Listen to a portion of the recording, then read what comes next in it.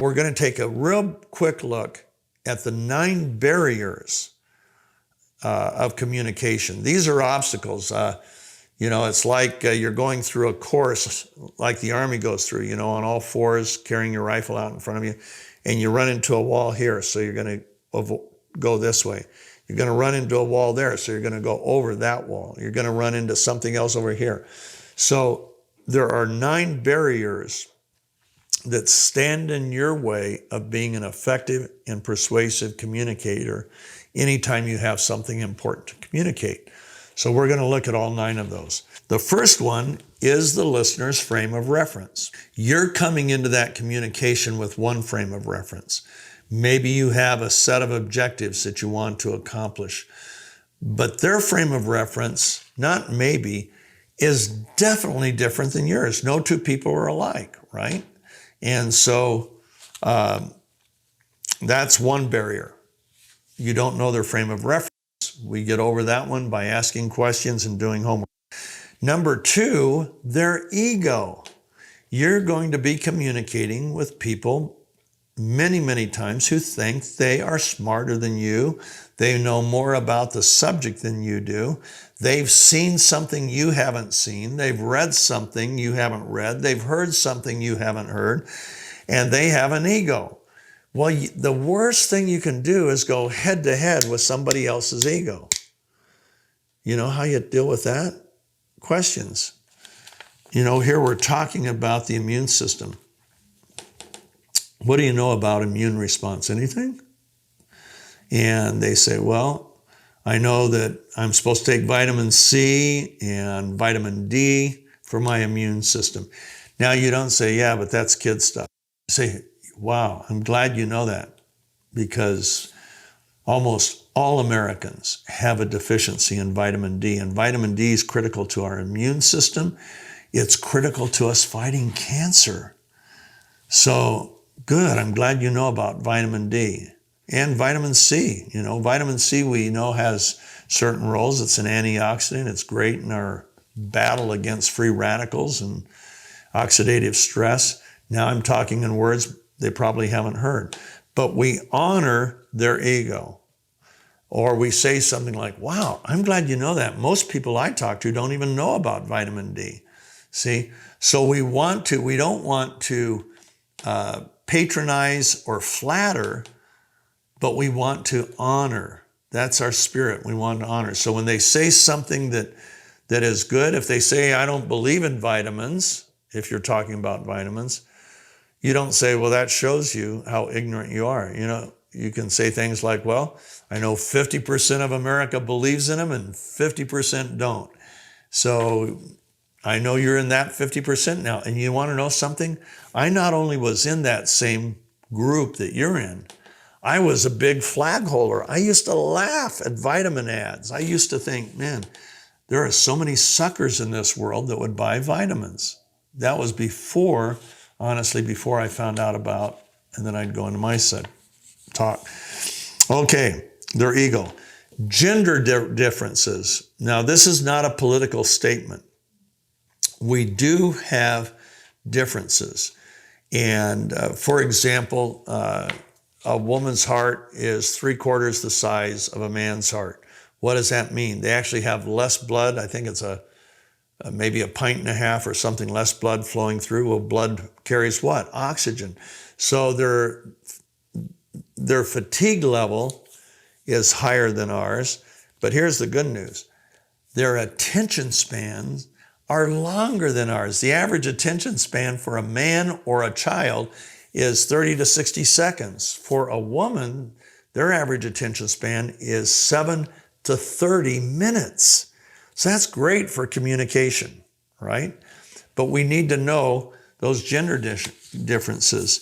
If I'm going to use an analogy with a female, I'm going to draw it from her world, not my world, because we live in 2 different worlds, honestly. What's important to them, what's important to me, sometimes they're the same, but oftentimes they're different. Okay, personality types. You've gone through the personality. You will want to communicate completely differently with a golden retriever than you would a lion. Why? Lion wants to get the facts, solve the problem, get out of here, move on.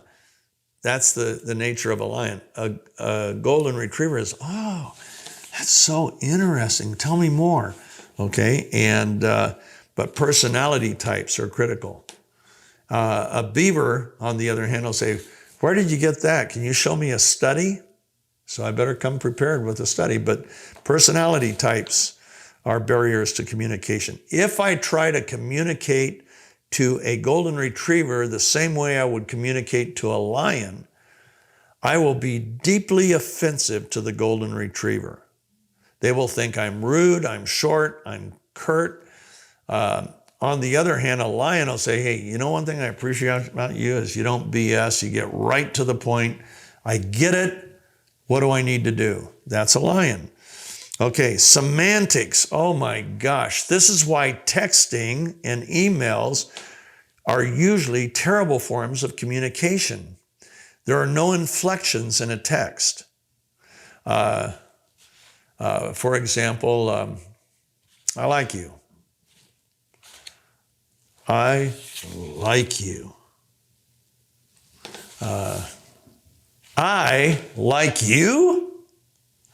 Okay, I've said it 3 different ways, 3 completely different meanings, and yet in a text it just reads, I like you.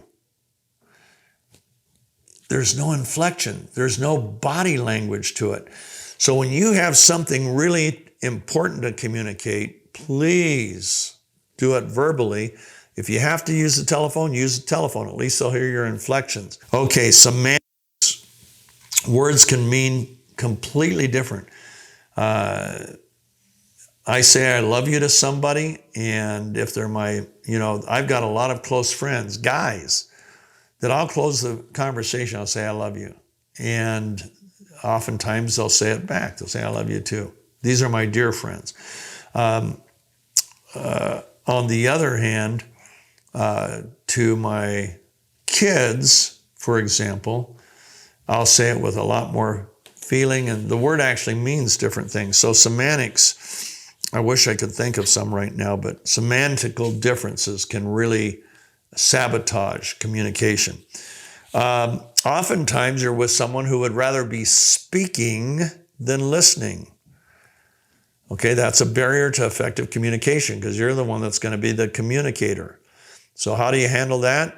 You make it a dialogue instead of a monologue. You ask them questions throughout the conversation and you let them speak. And they're typically speaking, anytime a person communicates what they're thinking, it starts like this.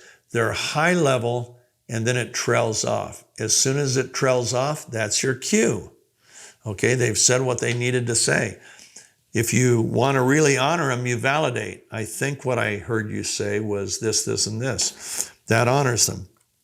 Okay, but these are barriers. Opposing opinions. Today I talked with one of my adult children, and we are on complete opposite sides of the political spectrum. So we usually don't talk politics, but because I'm doing something that affects that child and their future, I had to touch into the opposing opinions because they're there. But she really picked up on it quickly and said, Dad, let's not talk politics. And I have a different opinion. So I honored that and we stayed pretty much away from it. But opposing opinions, you want to honor their opinions. Okay, you don't want to debate them.